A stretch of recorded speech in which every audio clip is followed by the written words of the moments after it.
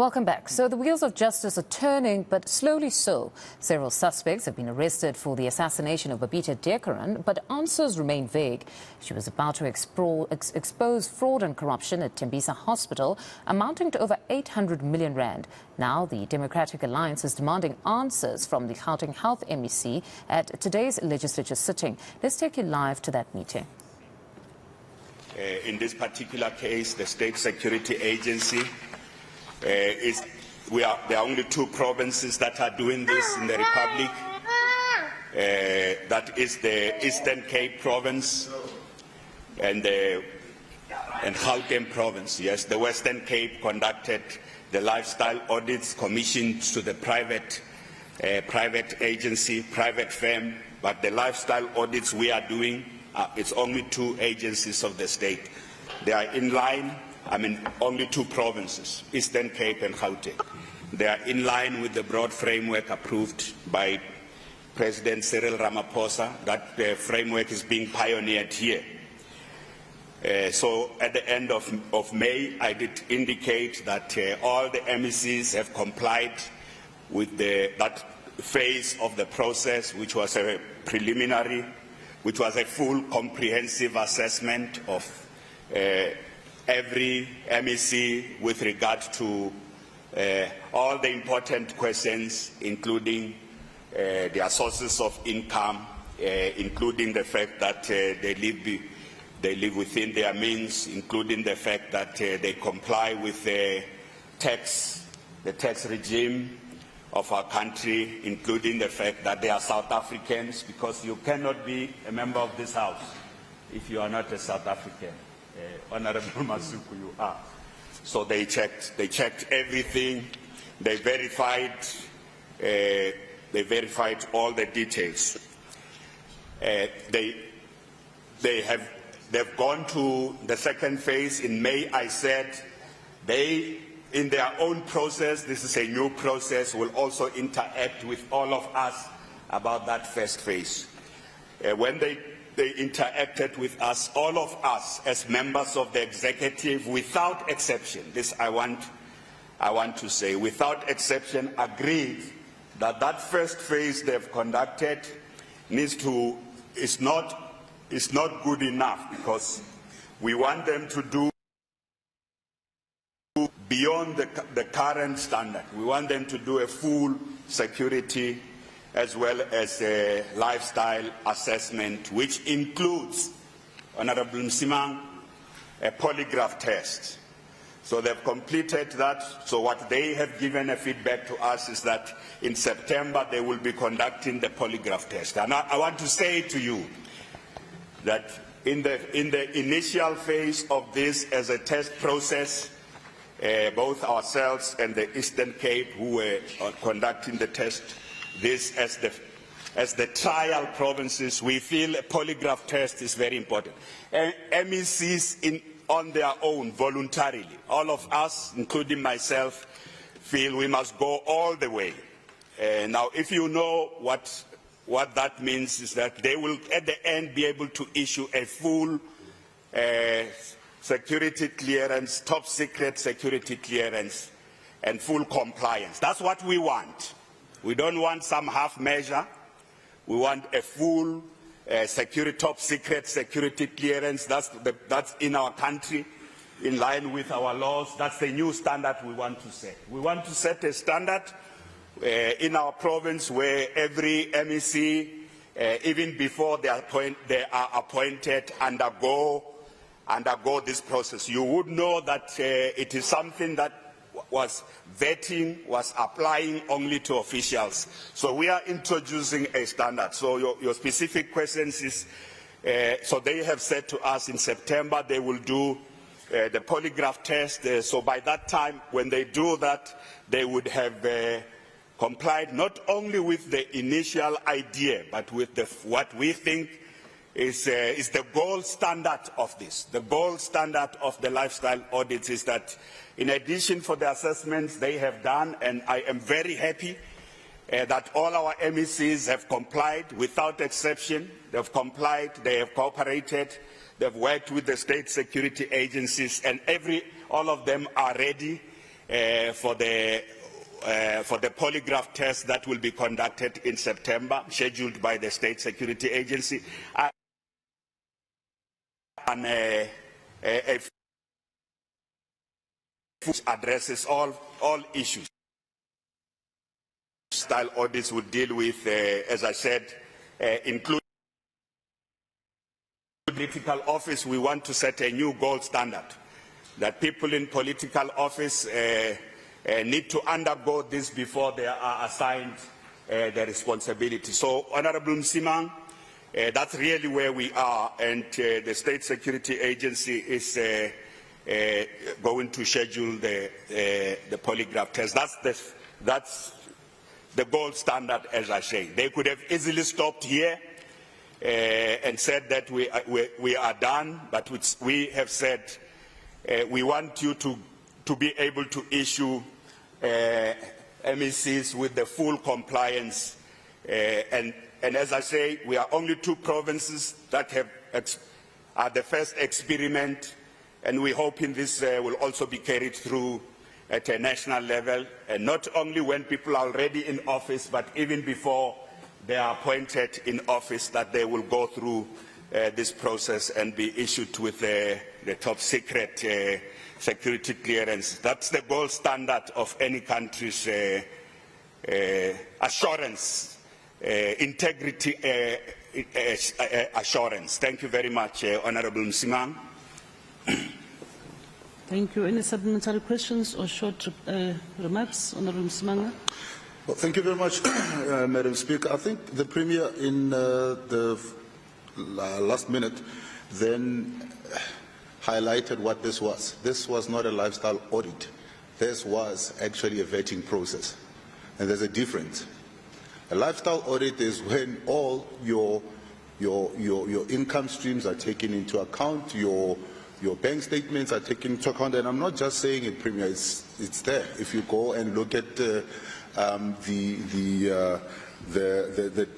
DPSA audit processes that have to be followed, it actually explains what needs to happen. I'm not disputing what you've just said to us. I am just saying that what you have just said is an audit, is a vetting process. It's not an audit process, because an audit process is where they say, Honorable Premier owns a house, this and is able to have paid for that house. He earns this salary, and this is what we can then deduct, that the lifestyle is actually matching what the income is. And from what I'm hearing you are saying now is that we're not there at that stage as yet. Perhaps what I need to then find out is when do we get there? Have you got any indication as to when we will get there? Thanks. Honorable Hoffman. Thank you, Madam Speaker. Premier alluded to a polygraph test. Would this House be privy to the questions that's been asked at the polygraph test? Because, as I understand, any question can be asked, but it might not have any substance to what we are looking for in the audit process. Thank you, Speaker. Honorable Premier. Honorable Hoffman. You must go for a polygraph test. You must ask the honourable next to you that knows what's involved in polygraph test. Honourable Msimang, what I call the minimum has already been done. So what you were talking about, asset, income and expenditure is the minimum. That has already been completed. These MECs who are here and those who are listening at home will tell you. So that part has been done. Income and expenditure, assets, including whether there's the potential for conflict of interest, that part is minimum. So I am talking about the gold standard. So that part has been completed. The gold standard is beyond comparing what people's earnings are and what are their assets and accounting for how did they get these assets, what's the source of income are. That's the minimum. So that has already been done. The gold standard is what will be completed in September. The State Security Agency said to us it will just take them 2 days to do everybody. There are members who have been public servants before, senior public servants, who have undergone that. There is a level of the two, what is just normal vetting, and this new process that is the gold standard. Essentially, the two provinces, in this case I'm saying, so the Western Cape did theirs, but we talk here about the state verification that have a capacity and mandate by law to can check everything, including because they are custodians of state secrets. So we have gone through all those processes, so we're just waiting for that. There's nothing that they haven't done. And as I say, we want to go to the furthest in this journey, because we're doing it, we're setting the gold standard that in our province, there are members of the legislature who have also said they would want to do the same. I really marvel at those who are ready to do it. Please arrange with the Speaker. I know that the State Security Agency will be ready to do that, but it is something that if you have gold standard, when you have top secret security clearance, is important not just for the work you do now. It's important. Some of the members here, some committees in Parliament, not here, some committees in Parliament that people need to undergo that kind of top secret security clearance. It's a good thing for country, for members of our legislature, firstly to satisfy ourselves that we are men and women of integrity, we can account for everything that we have, but it's also a good thing that we pose no threat. When do you want to do yours? If you want to do yours next month in September, that will be done. But Honorable Msimang, I have said to you that they will do this. They said to us they are scheduling it in September. It will take them just 2 days to complete this, and that we want nothing less.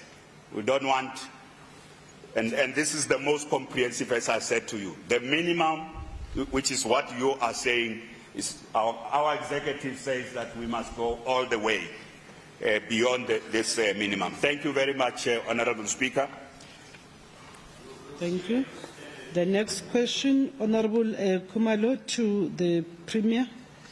Honourable Speaker, it's Member Mabala. I'm just seeking clarity from you, Madam Chair. The rules don't allow that. The Premier has... No, Honourable Mabala.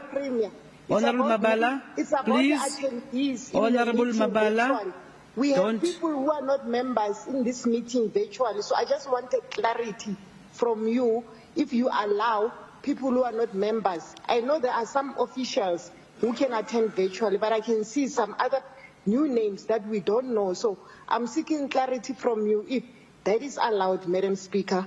What is allowed? You raise a rule number and you indicate to the presiding officer that you see people that are not either members or officials that are supposed to log in. That's the procedure.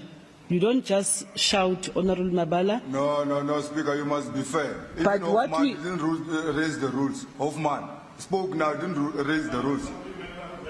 Why are you attacking Member Mabala? Honourable Mukwebo. He didn't raise the rules, Hoffman, he just spoke. There's no Hoffman, there's Honourable... Honourable Mukwebo.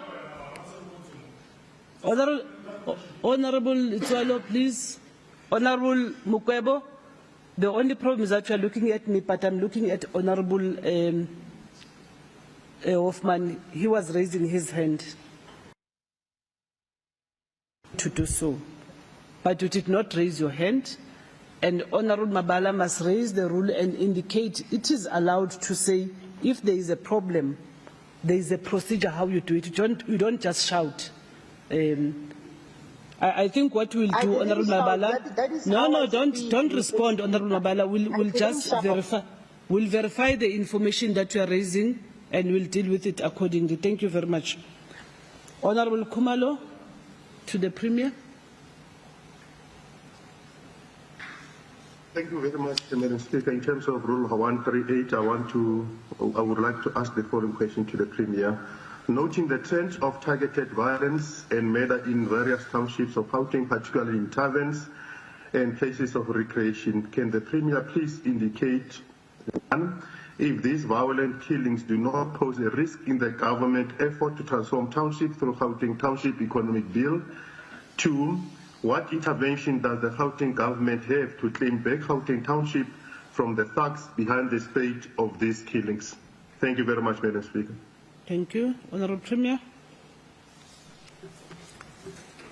Thank you very much, Chief Whip, for an important question. This is extremely important, the issue of the impact of crime on business, particularly on the township businesses. Once more, I would like to take the opportunity to express our deep outrage about the shootings that have taken place in July and August in our province, in the following areas: in Katlehong, in Orlando, in Alexandra, in Mamelodi, in Tsakani, in the CBD of Johannesburg, in Thembelihle, and in Diepkloof. During this spate of shootings, 34 people were killed and 32 were injured. The police have arrested 17 suspects with regard to the shootings in Katlehong, Alexandra, Tsakani, the Johannesburg CBD. Those three areas, the suspects have been arrested.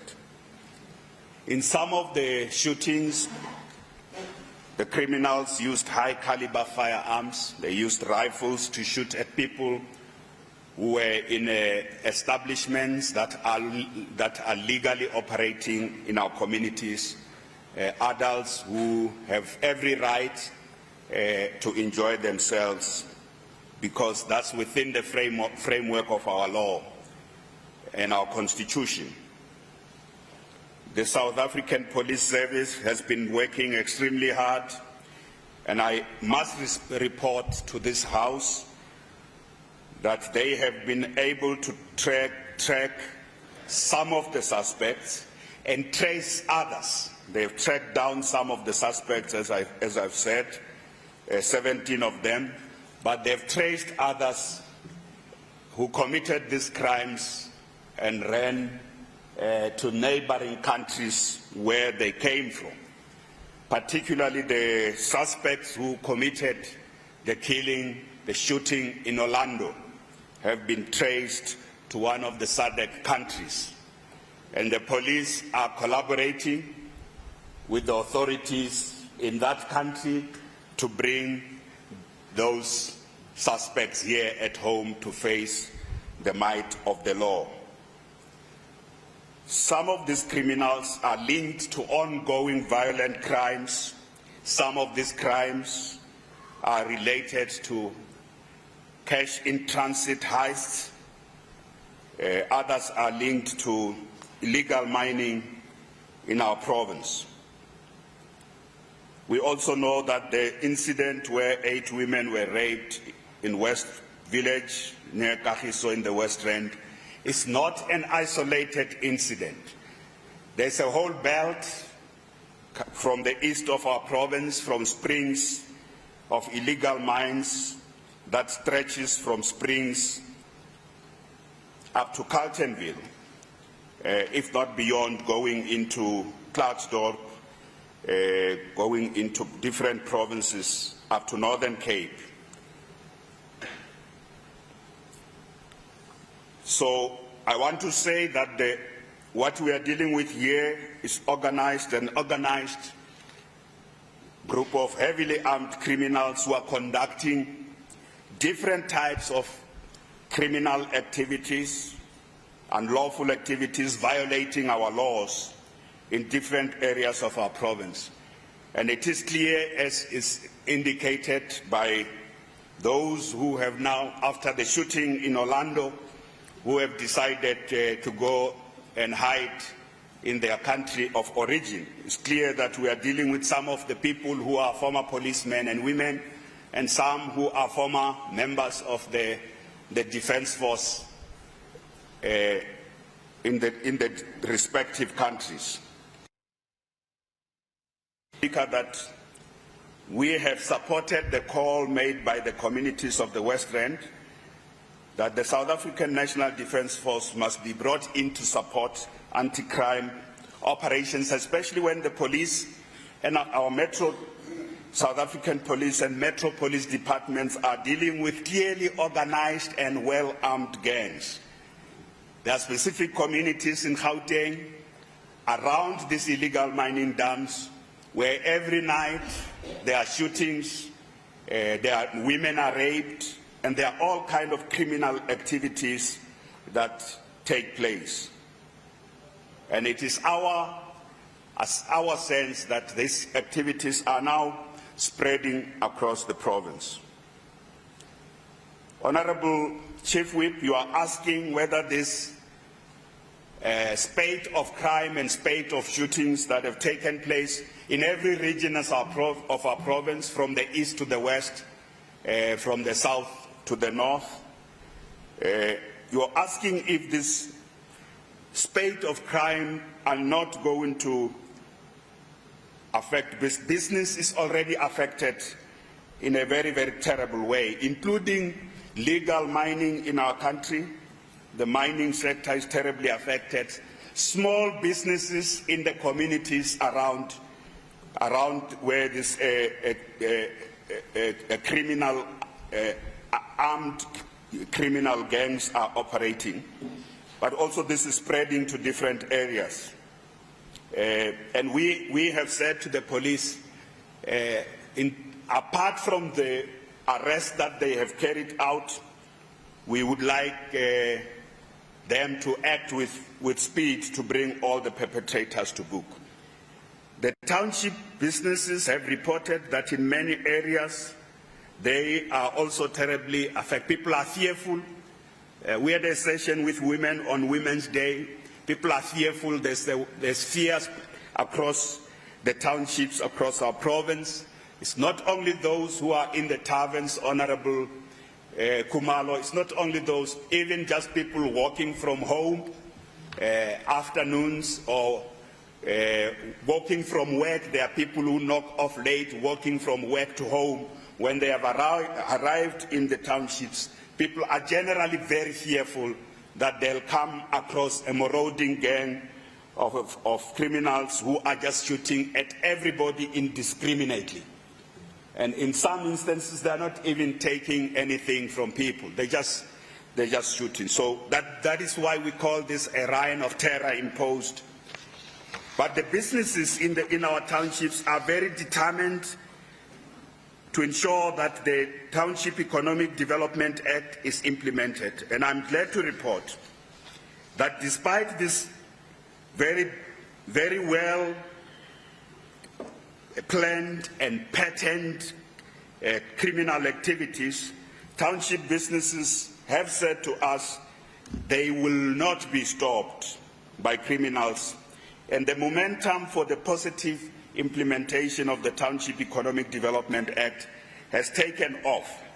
3 weeks ago, we were in Katoras, particularly in Tokoza, unveiling a program on the Township Retail Support Program, in which we brought partners there with township businesses to unveil what this legislature has passed. So the implementation of TIDA, the Township Economic Development Act, the first set of township retailers, that retailers includes the stores and the spaza shops. We people in the township say the